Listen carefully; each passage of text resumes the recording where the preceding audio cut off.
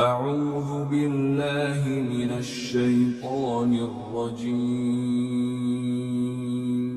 بسم اللہ الرحمن الرحیم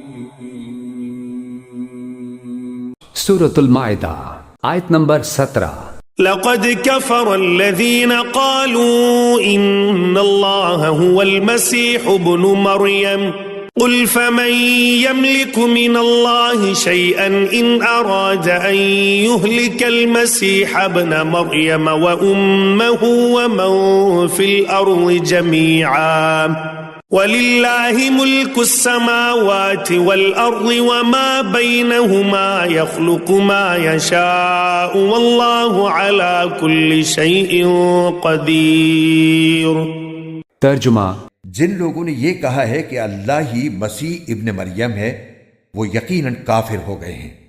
اے نبی، ان سے کہہ دو کہ اگر اللہ مسیح ابن مریم کو اور ان کی ماں کو اور زمین میں جتنے لوگ ہیں ان سب کو ہلاک کرنا چاہے تو کون ہے جو اللہ کے مقابلے میں کچھ کرنے کی ذرا بھی طاقت رکھتا ہو؟ تمام آسمانوں اور زمین پر اور ان کے درمیان جو کچھ موجود ہے اس پر تنہا ملکیت اللہ ہی کی ہے۔ وہ جو چیز چاہتا ہے پیدا کرتا ہے اور اللہ ہر چیز پر پوری قدرت رکھتا ہے۔ تفسیر: جنہوں نے کہا کہ مسیح ابن مریم ہی خدا ہے، عیسائیوں نے ابتداً مسیح کی شخصیت کو انسانیت اور الوہیت کا مرکب قرار دے کر جو غلطی کی تھی، اس کا نتیجہ یہ ہوا کہ ان کے لیے مسیح کی حقیقت ایک معمہ بن کر رہ گئی، جسے ان کے علماء نے لفاظی اور قیاس آرائی کی مدد سے حل کرنے کی جتنی کوشش کی اتنے ہی زیادہ الجھتے چلے گئے۔ جو کچھ چاہتا ہے پیدا کرتا ہے۔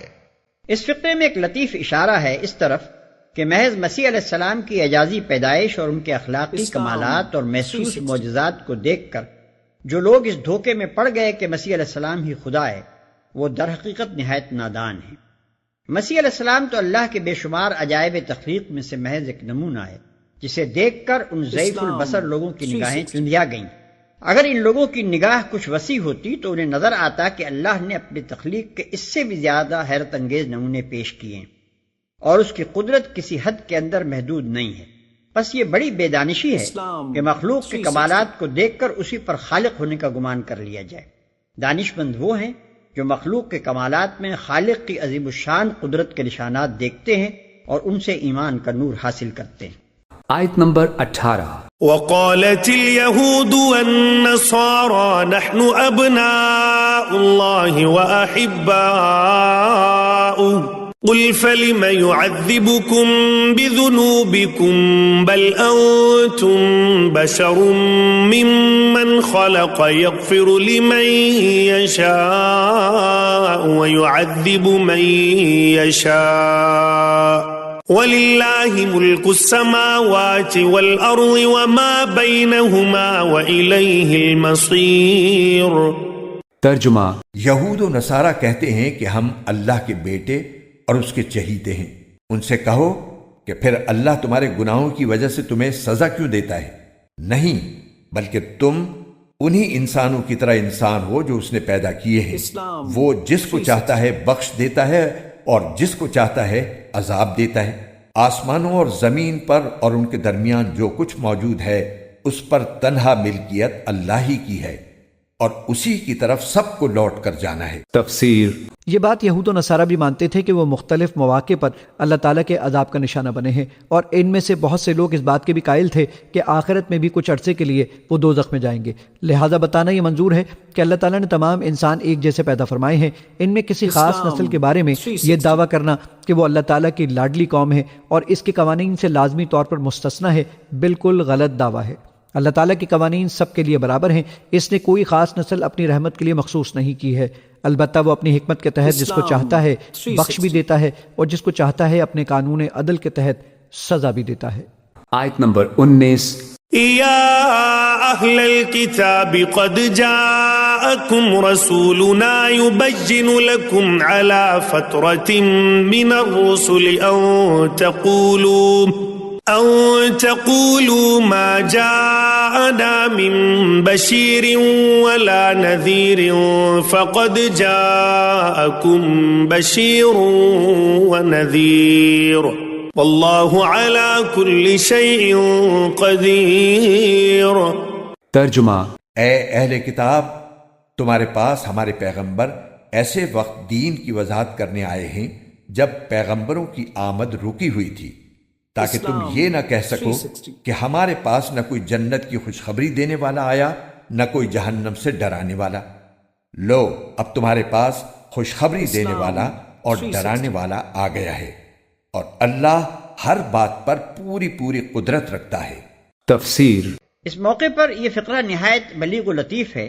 اس کا مطلب یہ بھی ہے کہ جو خدا پہلے بشارت دینے والے اور ڈرانے والے بھیجنے پر قادر تھا، اسی نے محمد صلی اللہ علیہ وسلم کو اس خدمت پر مامور کیا ہے، اور وہ ایسا کرنے پر قادر تھا۔ دوسرا مطلب یہ ہے کہ اگر تم نے اس بشیر و نذیر کی بات نہ مانی تو یاد رکھو کہ اللہ قادر و توانا ہے، ہر سزا جو وہ تمہیں دینا چاہے بلا مزاحمت دے سکتا ہے۔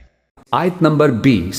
وَإِذْ قَالَ مُوسَى لِقَوْمِهِ يَا قَوْمِ اذْكُرُوا نِعْمَةَ اللَّهِ عَلَيْكُمْ إِذْ جَعَلَ فِيكُمْ أَنْبِيَاءَ وَجَعَلَكُمْ مُلُوكًا وَآتَاكُمْ مَا لَمْ يُؤْتِ أَحَدًا مِّنَ الْعَالَمِينَ۔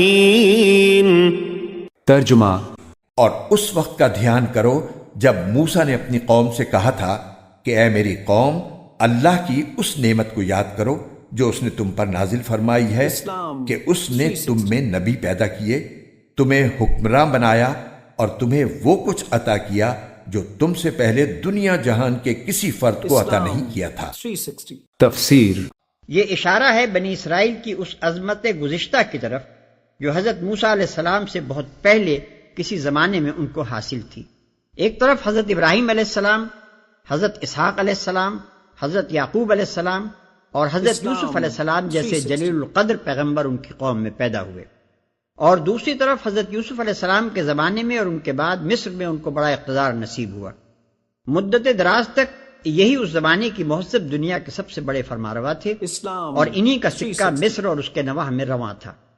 عموماً لوگ بنی اسرائیل کے عروج کی تاریخ حضرت موسیٰ علیہ السلام سے شروع کرتے ہیں، لیکن قرآن اس مقام پر تصریح کرتا ہے کہ بنی اسرائیل کا اصل زمانہ عروج حضرت موسیٰ علیہ السلام سے پہلے گزر چکا تھا، جسے خود حضرت موسیٰ علیہ السلام اپنی قوم کے سامنے اس کے شاندار ماضی کی حیثیت سے پیش کرتے تھے۔ آیت نمبر 21۔ یا قوم ادخلوا الارض المقدسة التي كتب الله لكم ولا ترتدوا على ادباركم فتنقلبوا خاسرين۔ ترجمہ، اے میری قوم، اس مقدس سرزمین میں داخل ہو جاؤ جو اللہ نے تمہارے واسطے لکھ دی ہے، اور اپنی پشت کے بل پیچھے نہ لوٹو، ورنہ پلٹ کر نامراد جاؤ گے۔ تفسیر۔ مقدس سرزمین سے مراد شام اور فلسطین کا علاقہ ہے، چونکہ اللہ تعالیٰ نے اس علاقے کو انبیاء کرام مبعوث کرنے کے لیے منتخب فرمایا تھا، اس لیے اس کو مقدس فرمایا گیا ہے۔ جس واقعے کی طرف ان آیات میں اشارہ کیا گیا ہے وہ مختصراً یہ ہے کہ بنی اسرائیل کا اصل وطن شام اور بالخصوص فلسطین کا علاقہ تھا۔